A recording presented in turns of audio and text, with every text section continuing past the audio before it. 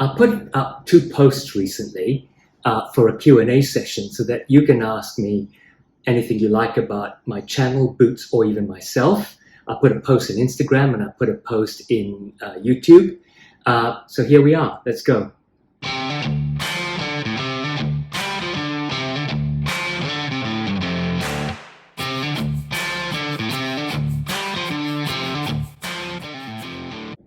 G'day, welcome back to Bootlosophy, and my name is Tech.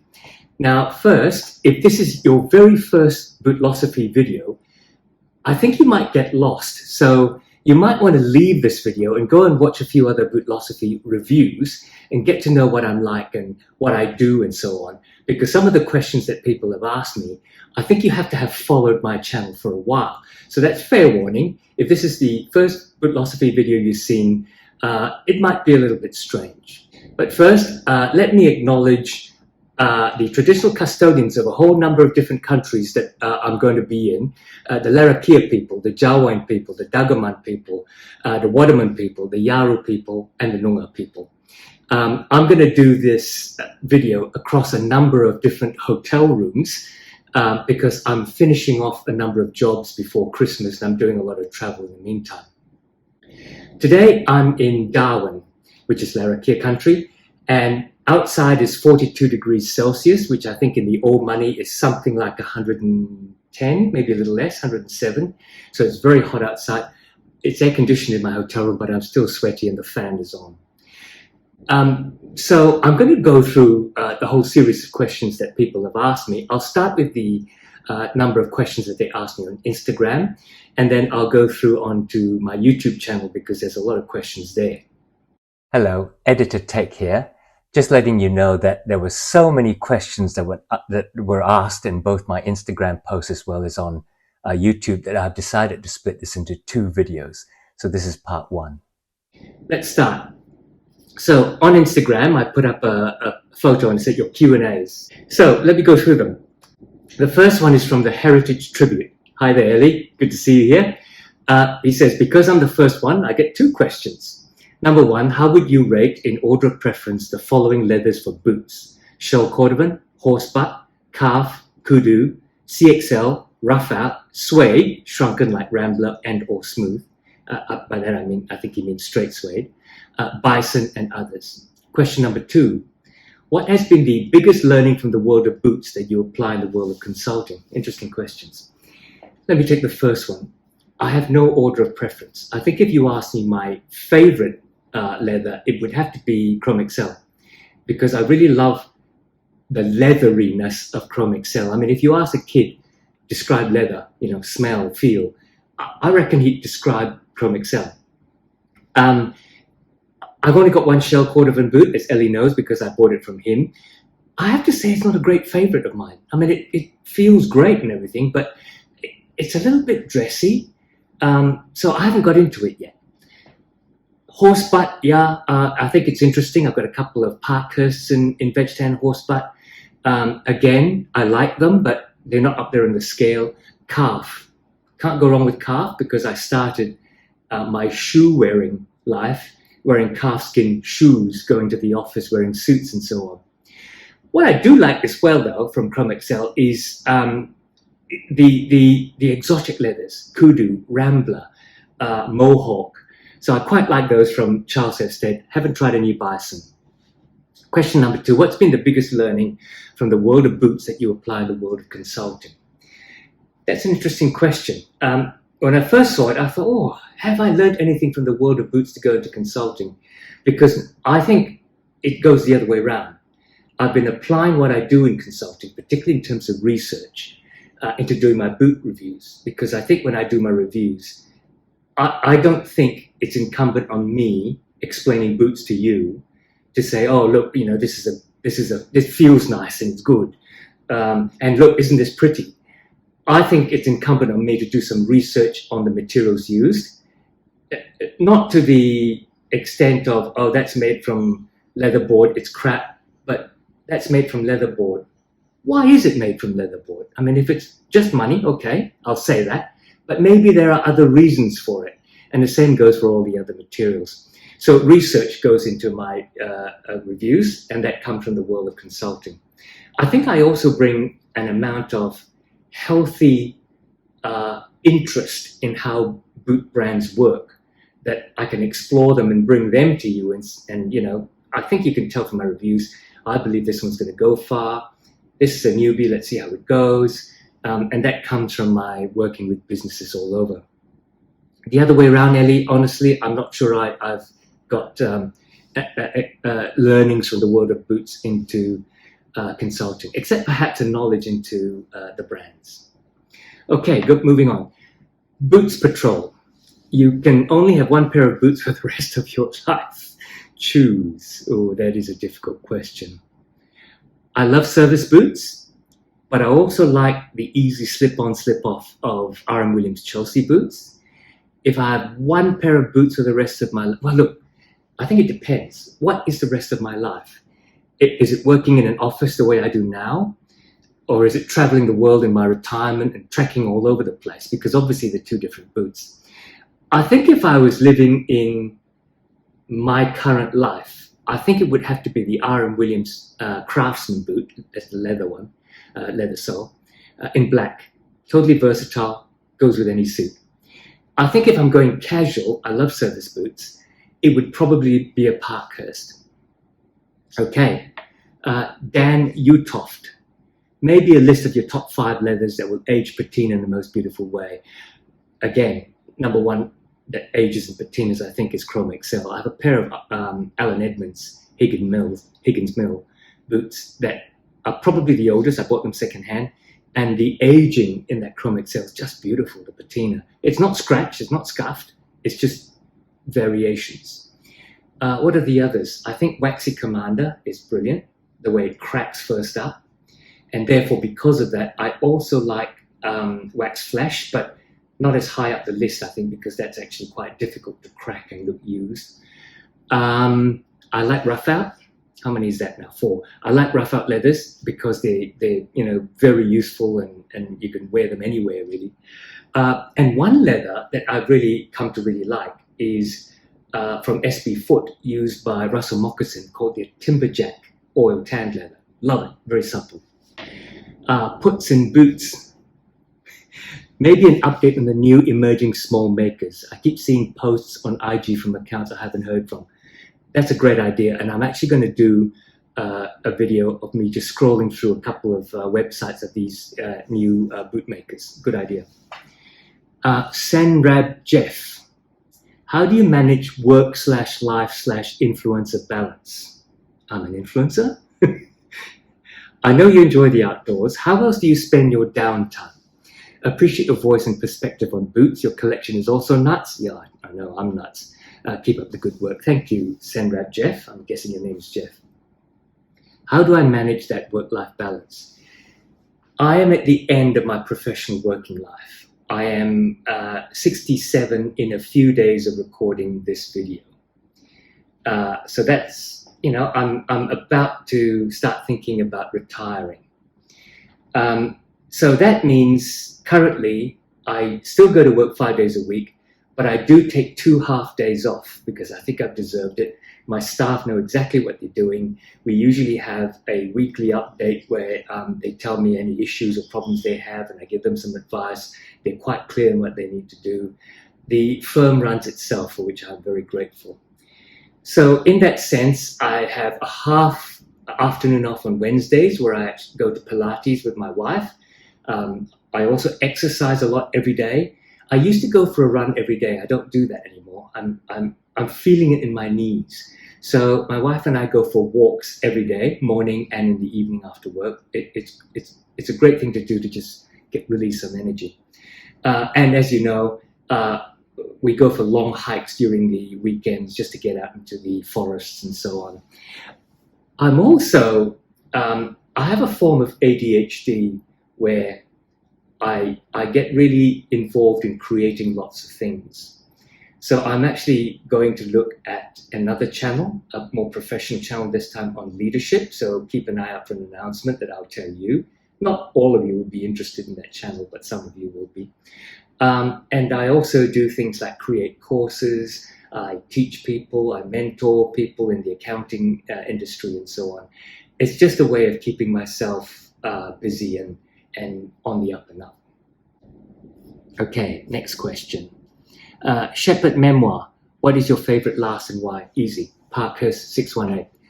Why combination last? Grips my heel, grips the waist, gives a lot of arch support because of the narrow heel and waist, and then widens out at the ball or the foot very well, and has a very sophisticated, elegant, pointy toe, but it's slightly longer so it doesn't squeeze your toes. beyondsamu.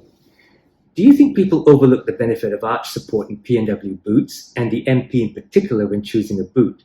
What do you think of Nick's Boots' new Delta Arch insole? I really value being comfortable and supported in my boots. Okay, interesting. No, I don't think people overlook the benefit of arch support in P&W boots. I think people people ignore the pain caused by the P&W boots where the arch really lifts you up. Because if you watch my interview with Anthony Cox, who's an Australian podiatrist, when I asked him about arch support, he says, well, what do you mean by arch support? Because you can have a flat arch, but have no problems. You can also have a very high arch and still have problems, right? So often with P&W boots, and I have a slightly collapsed arch, often with P&W boots, because of that build-up of leather underneath my arch, it's initially very uncomfortable because it's really digging into my arch. It's like wearing, I can't remember what those sandals are called, but they're molded in cork, and I hate them. What do I think of Nick's Boots' new Delta Arch? Sorry, don't know that. Djurling. Favorite lightweight leathers? Suede, definitely. Harrison Freeman, 2 questions. 1, at what price point do you think you find the best value for money? Like, when does the point of diminishing returns happen? 2, do you think brown and black boots are more versatile? I'll answer 2, definitely brown. If they're nice dark brown leather, they go with jeans, they go with a grey suit, they go with a black suit, they go with a navy suit, and they go with all those colors in pants and chinos, they go with all kinds of jeans in grey, black and denim, definitely brown. At what price point do you think you find the best value for money? When does the point of diminishing returns happen? I don't think there is one price point which is that best value and then it drops off. I think you have a range of price points and there are best values within those price points. And you know from the way I review the value part of the cost and value part of my videos that I always talk about value versus price. It's not like $300 is the best because you get everything in it. It's like, for that $300, do you A, get as much as you can in it? Is it constructed well? Does it look well? And therefore, does the value to you equal the price? Sometimes you buy a boot that's very expensive, but I don't like the shape of that toe box, and the stitching on the heel counter isn't that great. So the value doesn't equal the price. At other times, I bought very expensive boots. Everything's perfect, value equals price. Very, very subjective. Art to row. If you could skip wait times, what bootmaker would you want to pair from and what pair? Interesting. I haven't thought of that. I think the one that sprung to mind immediately was NF Bootmakers. And the other one is an Australian one, which I won't name because there's a video coming up. So might get into that. OscarLongworthbaker. How often do you wear boots as an Aussie, year-round or not? If so, how do you continue to wear them comfortably in summer? Well, here I am in 42-degree heat, and I'm wearing my R.M. Williams Chelseas, as do many people, by the way, in Australia. I wear my boots year-round because when I started the hobby properly in 2020 during lockdowns, I actually gave away all my shoes because I thought, you know what, I can wear boots to work, I can wear boots casually, no problem. I wear boots with shorts during the summer. I work in boots with shorts during the summer, as well as go to pubs with boots and shorts during the summer. Not frowned upon in Australia at all. So year round, definitely. Right. Richard.tung. are you able to break in any boots with the size of your collection? All my boots are stiff and seem like they'll never break in. Dress boots with single leather sole don't seem to have this issue. Okay. You know what? When I first started buying boots properly in 2020, there weren't that many. And my break-in rotation then, before I even started a YouTube channel, was I would wear them every second day for 2 weeks, and then I would wear them every day for 2 weeks, and then they would go into a normal rotation. And my normal rotation back then grew to, I think it was something like 14 or 15 pairs of boots, which meant it was fine. Every few weeks, a pair of boots would get used. And because it's my own company that I work in, and it's very near home, my wife and I go home for lunch. And sometimes I change boots. So I wear 2 pairs of boots a day. And when we go for a walk that evening, I might wear a third. So they do kind of break in. And then I started the YouTube channel. And in order to feed the monster, I had to buy more and more boots. I was also given boots to review. So all of a sudden I was getting, I don't know, it would have been probably 2 or 3 pairs a month. And there was no way I could do the 2 weeks rotation, because the rotation meant I wouldn't wear them for like 2 years. So yes, I'm not able to break in all my boots. I do try. In one case, the gym green Numzan, as soon as I got them, I wore them for 2 or 3 days and I dug a hole. My wife wanted to plant a 2.5 meter tree, so it needed a big root ball. So I got out my stiff boots and dug a hole. Arne from Oz. 1, it's encouraging to see you show how you pair boots with outfits in multiple contexts, work, leisure, date nights, etc. in more recent boot reviews and even standalone what I pack videos. Thank you. Okay, you didn't seem to ask questions, but thank you anyway. Hi, so I'm continuing this video. I'm back home now, coming back from Catherine in the Northern Territory, which was bloody hot, and we're down to Perth's early summer temperatures, which today was about 27 degrees Celsius, which I think is in the high 60s, if not the 70s in old money. So I've got a couple more questions from the Instagram questions, which I'll go through, and then I'll flip over into answering the questions that turned out in the YouTube post. So let's go from here.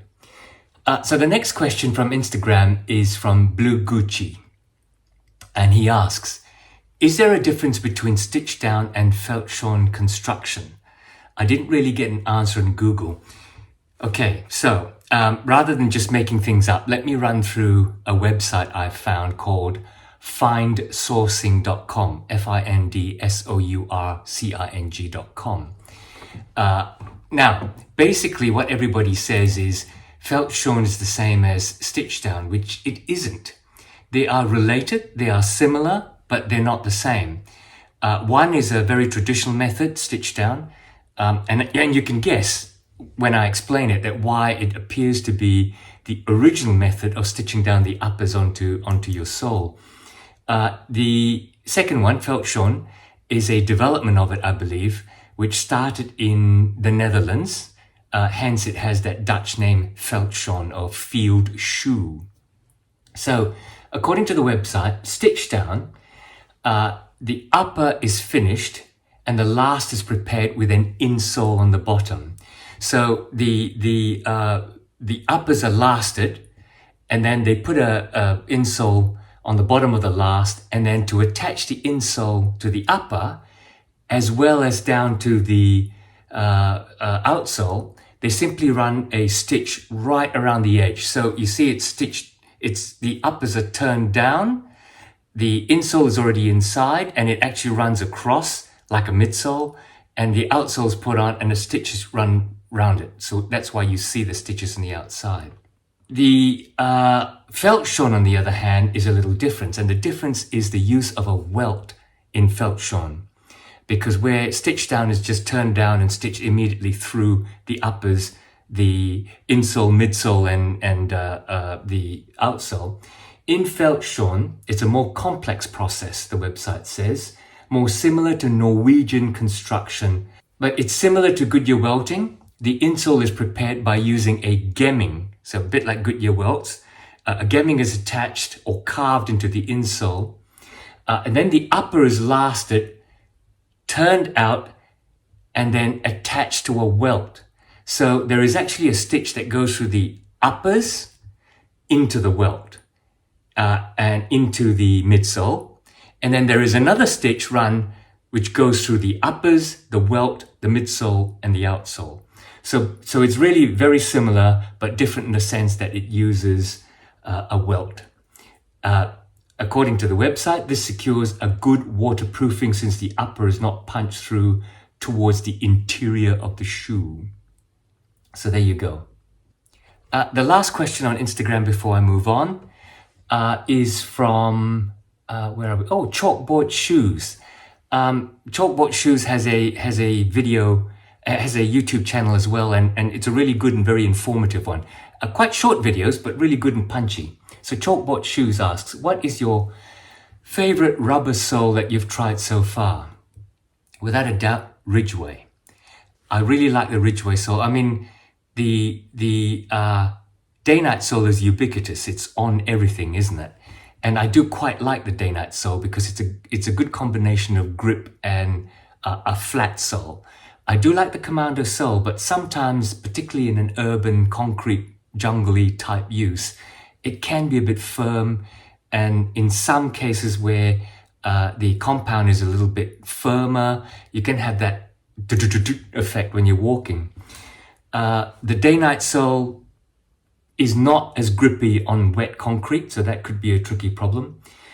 Where I find a good combination between grip and comfort, and also not so Commando solely, so it looks thick, is the Ridgeway sole. I really like that Ridgeway sole. It's very flexible when it's moving because the ridges are positioned such a way that I think it helps that.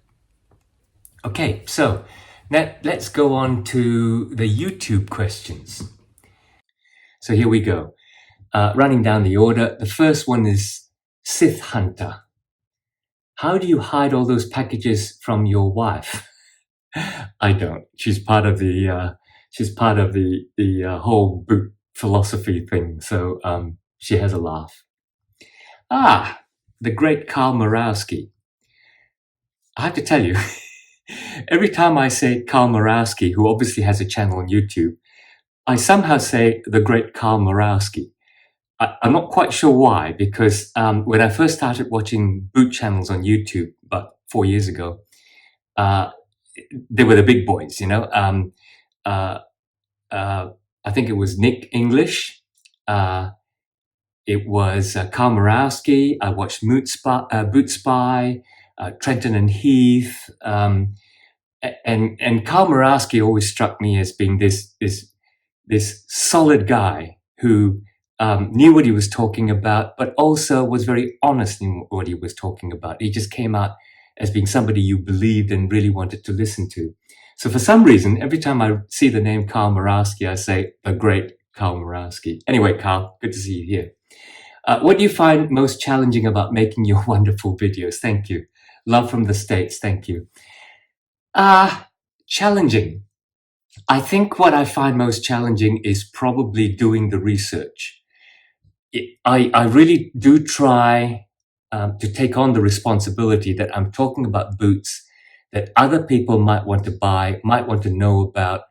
And so I really do a hell of a lot of research into the particular boot, into the brand, and into the leathers and so on. And I think I said in an earlier answer to a question, I think it's incumbent on us as YouTube channel creators that we provide as much real and honest information to our viewers as possible. I don't think it's appropriate for us to do clickbaity type things, you know. Oh, this is made out of this, how great and how how crap it is, until we actually say why. It's not just the material, you know. I think you can say, the motel I stayed in, just holding up my glass here, the motel I stayed in had plastic glasses in the room. And you could initially look at a plastic glass and say, oh, this is a really cheap motel. I mean, they don't even give you proper glasses. They give you plastic glasses. But then if you ask the manager, why have you got these cheap plastic glasses? And he says, well, they're not that much cheaper than glass, but we actually have 2 or 3 guests a month break the glasses and cut themselves. And, they have to go to emergency. So it's not just cost. There was a reason they had plastic glasses. And I think the same translates to the boot world. Look, sometimes it's cost, right? Sometimes it's just cheap to use a cheaper hide or a leather board or cardboard or celastic. But sometimes there is a reason for using those materials. Maybe they absorb sweat better, or maybe they sit in better, or some other reason like that. And I think it's incumbent on us to tell the truth about those things rather than just slam it and do a bit of clickbait. Thanks for the question, Carl. Next question. Luis DeSantis 6035. If you could only wear 5 pairs of boots for the rest of your life, which one would you choose? Okay, you're giving me 5. I answered one earlier. And I think I'll go back to that answer, that it really depends on what type of a life I lead. But let's say I lead my current life where I'm going to work, having to look smart. I'm going hiking, and I'm going to the pub to have a drink and go shopping with my wife. So I think I would definitely have a pair of R.M. Williams, Chelsea boots. I would definitely have a pair of Parkhurst service boot because I think they're very stylish, and it would probably be like a Rambler or something like that. I think I would keep a pair of Thursday Captains, shock horror, because they're very comfortable and they're actually styled in such a way they're very stylish. I would keep a pair of my Grail boots, the Whites MP. What color? I think black. They're sort of almost Doc Marteny, so I'd like those. And I think I would keep a pair of Russell Moccasin Backcountry because they're just so comfortable, particularly if you're out in a sort of grassy kind of place. Right, moving on. Ludwig Curie 4040. When people talk about 270-degree welt boots, they talk about how sleek the back looks. I can understand that for dressy shoes, but isn't it oxymoronic for boots? The whole point of boots is to protect from the elements. So how can 270 have an advantage over 360? Here's a philosophy of boot question for you that I hope you can help me understand. Well, I think I'd say to you that not all boots are meant to be worn totally out in the elements. Don't forget, particularly if you look at the European and UK boot scene, boots are worn formally. They're worn under suits, they're worn in dressy situations. If you look at a pair of English brogue country boots, even though they're meant to be worn out in the country when you're out grouse hunting, they're actually very sleek and really good looking, because the idea is you can come back, your butler will clean them for you, polish them, and you can wear them to go into dinner that night. So it's horses for courses. I think there are boots that are great with a 270 and you can wear them. And there are others which are rough and tough and go ahead and do a 360. Next question from DC 22193. What is the worst boot you ever owned? And do you have a new Grail boot you're looking forward to buying? So second question, no, I do not have a new Grail boot. I have lots of boots that I desire, and I'm going to get a pair from an Australian maker, which I'll bring you a video about, which I'm really looking forward to. What's the worst boot I ever owned? I got a pair of sort of dressy service boots made out of black suede, out of an Indian brand, or it might have been a Pakistan brand. I can't remember what the brand was called, but the head company was, I think, called the Leather Jacket Maker or something like that. I was given them, red flags arose because I kept getting emails about, can we see your video before you put it out there? And I said, no, not really, because, the whole arrangement I had with you, with everybody, is that if you give me a pair of boots to review, I'm going to review them. You're not going to have any input. and what comes out, comes out. Sorry about that. I will try and give, in fact, everywhere I give constructive criticism. I'm not just going to go, this is crap and that's terrible, it's made out of this.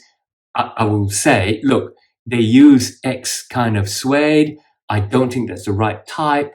I think they should improve on that. And that's the kind of criticism that I will give. But I'm not going to show you what it is, and you will see it the same as my viewers. Anyway, I reviewed the boot. There were a number of things I didn't like about it, including some of the materials, but in particular, I think some of the construction and fitting and all that wasn't quite right. After a while, I took it down. I mean, I wore the boots for 2-3 weeks after I'd done the video. In fact, I think a couple of months after I'd done the video, they were starting to come apart. I didn't think they were very good. Rather doing an update video, because that would have left the original video, which said, here's a pair of boots and, here are a few issues. Rather than leaving that on the internet and somebody relying on that to buy that boot, I thought, nah, I'm not going to do an update. I'm just going to remove it. So some of you may have seen it, but if you go and look at my channel now, you won't find it. Bad. Alrighty. Next one. Crazy Legolas 823. Lord of the Rings fan too, right? Crazy Legolas 823. What would be your top 3 brands by price point for whole cut Chelsea boots that isn't RM Williams? Okay. I can't really answer that. The only whole cut boots that I've got are RM Williams. I am interested in Meermin, but I never quite pulled the trigger on that.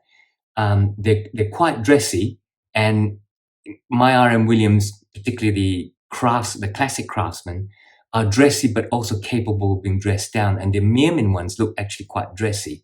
Interested but never quite pulled the trigger. Thursday Boot Company recently brought out their whole cut Chelsea boot. I can't remember the name of it, but they apart from the shell version, I think they come out in quite sort of rough leathers like wax flesh, cacao, and so on. And I think they had a rambler and so on. I would like to try the Thursday ones because I like the Thursday model of doing their boots as cost efficiently as possible, and I would like to try the comfort. Watch this space. Okay, where are we now? brianm. Logistics of managing your collection. How do you keep track of information when, where purchased, price, wears, etc., maintenance, routine, conditioning, etc., and especially storage? Would love to hear how you wrangle and steward that many boots. Okay, let's start with storage. They're all over the bloody place. Our walk-in wardrobe has a set of drawers for both my wife and I where they're actually shoe drawers. You can pull them out and put shoes in them. So when I got rid of my shoes, I started using them as boot drawers. And some of the other drawers were like sock drawers and all that. Well, all the socks had to go somewhere else. So that is full. And then I sort of installed shelves in the gym, and they've gone over there.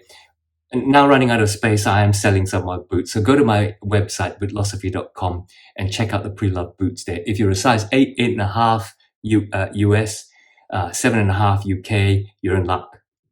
How do you keep track of the information? I use the Apple, I think it's called Reminders on my phone. So I'll list down the name of the boot, the type of leather, the size, when I bought it and how much they were, and I'll number them. That's why I know I'm up to about 136 at the moment, not including the ones I've sold. I just number them, even if I sold them, I keep the number going so I know how many went through my collection. I don't keep any notes about wears, which is got to be a bit of a problem when I started to do long-standing reviews and say, well, I've had this for 3 years and I've worn it X times and worn X many miles. I can't say that. All I can say is I've had these boots for 3 years and I haven't worn them very often, or I wear them every week or whatever. Maintenance routine. Whenever they feel like it, to be honest. I don't think you want to over-condition your boots. Every time I take out a pair of boots, I'll brush them. And after I've worn them that day, I'll brush them before I put them away. As for conditioning, I literally just look at them and go, yeah, they feel a bit dry, and I'll condition them. Oh, hello. There's no name on this one. What were you doing with your time? Let me see. That's strange. Oh, is Echecs, I hope I'm pronouncing this right, Echecs Hub City. What were you doing with your time before getting passionate about boots? I'm guessing you mean spare time. I write. I've written 3 books professionally on consulting. So I've got a book called Smart Marketing, which is a sort of a novel, but it's really about how a husband and wife team needed marketing advice, went to see an expert, and he took them through a process. I've got a workbook called the Smart Marketing Workbook where you can follow that process.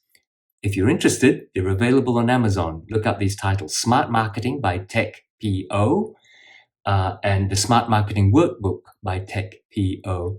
I've also got a third one that I had out, which is 55 really useful management tools.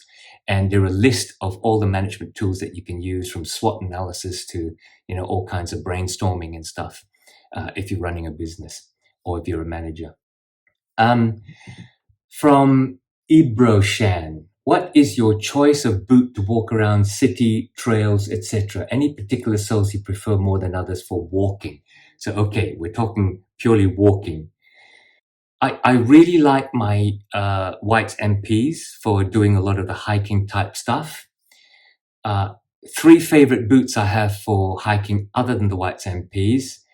The Bordon Columbia Tucano.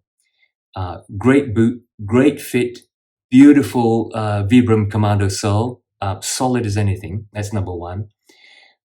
Number 2 is the Grantstone brass boot, which also has a little bit more volume. So I find it quite good for uneven ground, because your toes are working as well as being encased in a boot. Also a great Commando lug sole in that. And recently, this has gotten to the list, is the Russell Moccasin Backcountry. Not so great on rocky ground, but if you're walking through grassland, up a slope, down a slope, that sort of thing, beautiful boot, so comfortable. City. If you're walking around the city, I think the one that I would love if I'm doing a long walk on concrete and that sort of stuff is the Fortis collab that I did with Fortis Boots, the Fortis Bootlosophy collab called the Strider, which has a Vibram wedge sole, very comfortable. Michael Sullivan 29. Now, Michael and I think you and I have interacted on YouTube a couple of times as well as Instagram. Hello, Michael. Can you tell us more about the land you live on? You sound very passionate as you mention the founding people on every episode. Okay. Let me explain this. An acknowledgement of country is an Australian cultural protocol. If you go and Google Australian Welcome to Country ceremony and Australian Acknowledgement of Country, you find that it is actually an accepted protocol. It's used by governments. It's used by big listed companies before they start their meetings. It's used by some schools when they do school assembly. It's just part of life. Go to the R.M. Williams website, scroll down to the bottom, and you'll see an acknowledgement of country at the bottom. All of our domestic airlines, as they land at airports, they will acknowledge country. So what it is, and I paraphrase, tens of thousands of years ago, Australia was populated by Aboriginal tribes and clans, what we call language groups rather than tribes.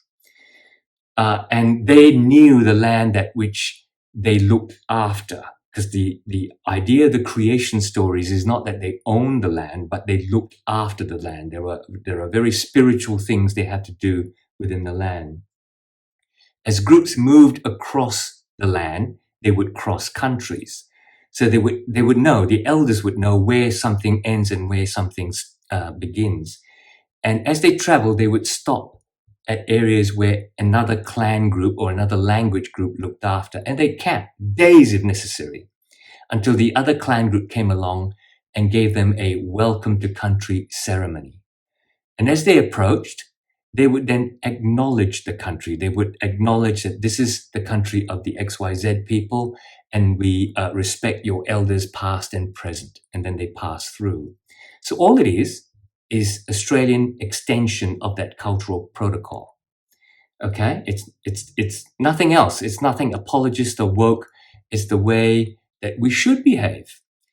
I mean, if you were not Christian and you walked into a church, if you were of the right mind, you would understand that what it is a place of worship. You stay as quiet as possible. You sit down somewhere. The vicar or the priest says, please stand, you stand.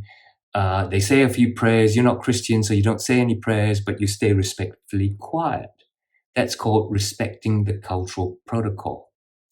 You do not walk into the middle of church and go, hey, folks, you're all looking great here. What a beautiful place, while everything is quiet. That's just being boorish.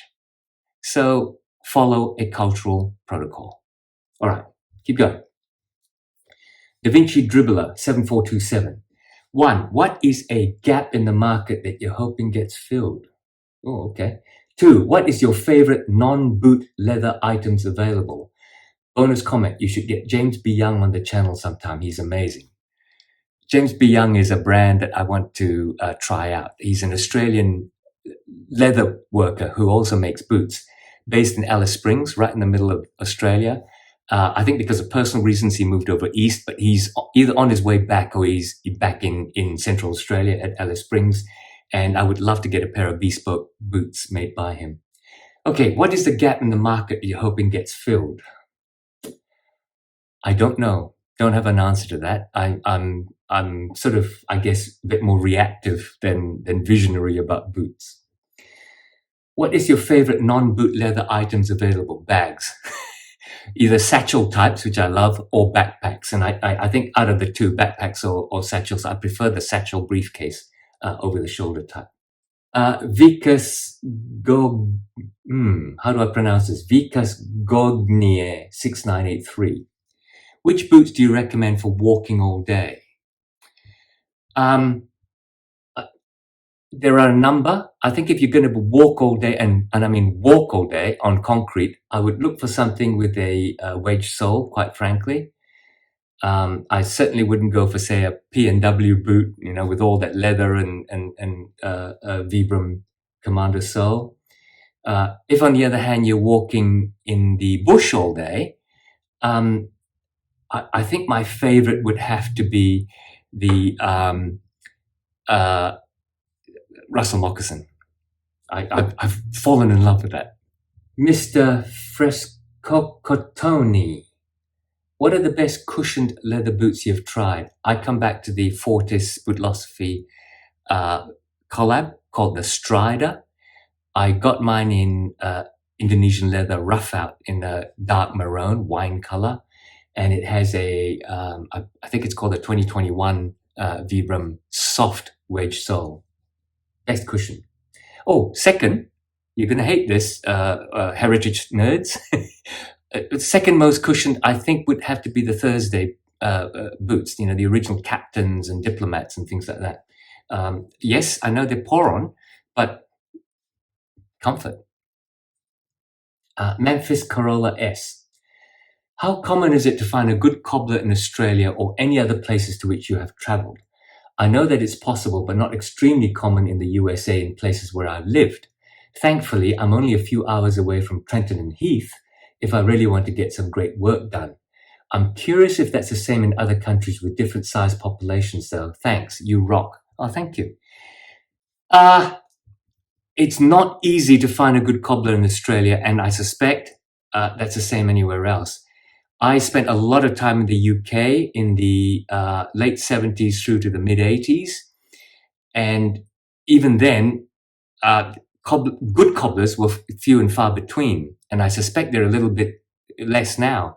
In Australia, when I first, had proper shoes, I found a good cobbler that was near me called I can't remember what the name, but they're in Wembley anyway.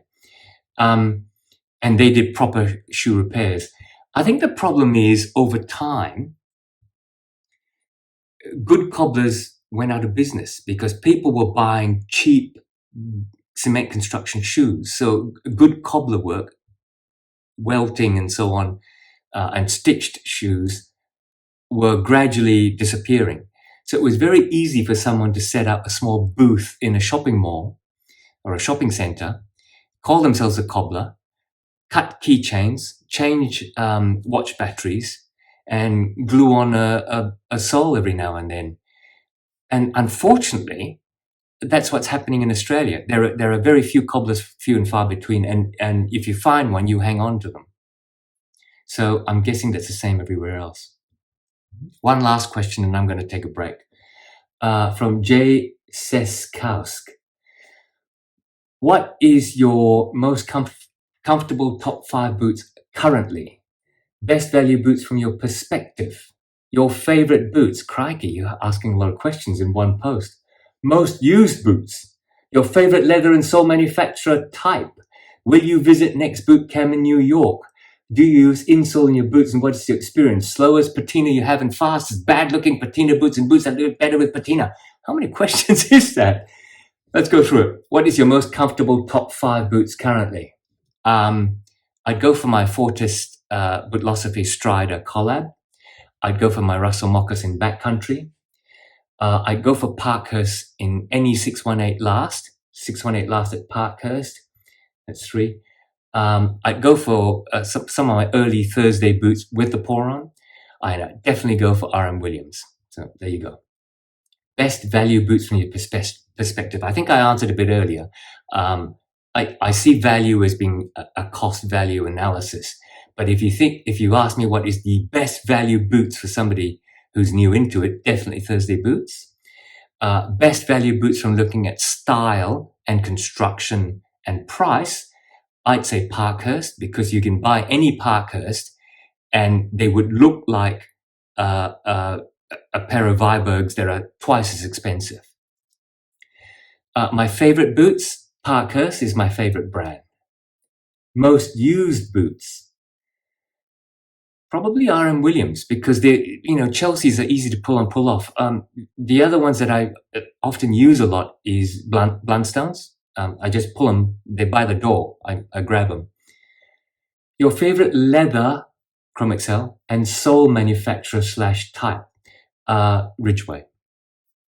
Will you visit next boot camp in New York? I was so close to going in 2024, but because of the time difference, it's a 12-hour time difference, like 6 a.m. my time and 6 p.m. in New York.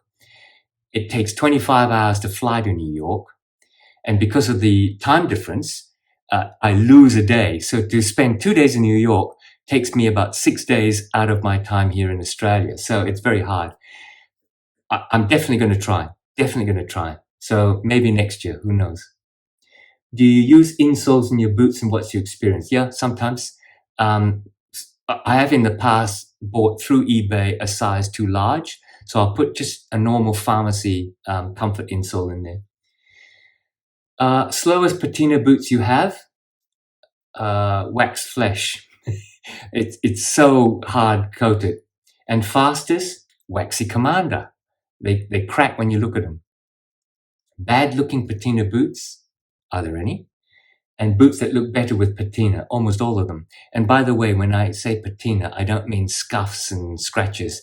I mean that change in the leather where you get highs and lows and a very natural looking lightening of some areas and darkening of others as you wear them. I think that's a beautiful patina. And I think the best patina boots I have would tend to be the mid to light tan English boots. I'm not even sure where they get their leather from. I think many of them would get their leathers from Horween.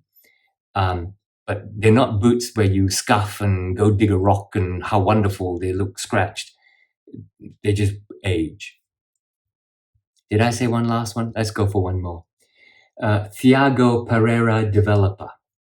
If you had to choose one, Grantstone diesel boot or Parkhurst stitchdown, which one would you choose? Keep in mind a not so casual outfit and the last of the boot. Okay, I'm glad you had the parameter because I would say, well, what do you want? What are you using it for? keep in mind a not so casual outfit. So I'm not sure whether that means dressy or rugged. I'm going to assume you mean not so casual. I'm going to assume you mean dressy and the last of the boot. I think if you mean dressy, I'd go Grantstone Diesel in one of their darker, smooth grain leathers. The last of the Grantstone Diesel fits me really well. It's one of my favorite lasts. The Parkhurst Stitchdown 618 is my top favorite last, but Andrew does tend to make them in rough leathers, in ramblers and so on. So if you're looking for a not so casual, i.e. dressy outfit, they wouldn't work. If you went the other way, not so casual meaning more rugged, definitely the Parkhurst Stitchdown for both the look as well as the last. So thank you for all of these questions. And I haven't obviously finished all of the questions. I'm breaking this question and answer period into 2 videos, and this is the end of part 1. I hope you've liked all the questions and answers and the honest truthfulness of what I'm telling you. And if you do, please click on the like button, which would help my channel very much, of course. And please press on the subscribe button and ring that bell to notify you, because when part 2 comes on, like if you find these questions that I've answered very interesting, there are even more interesting questions coming up in part 2 that were asked of me through the YouTube post. So make sure you come back, and until the next time, take care and see you again soon.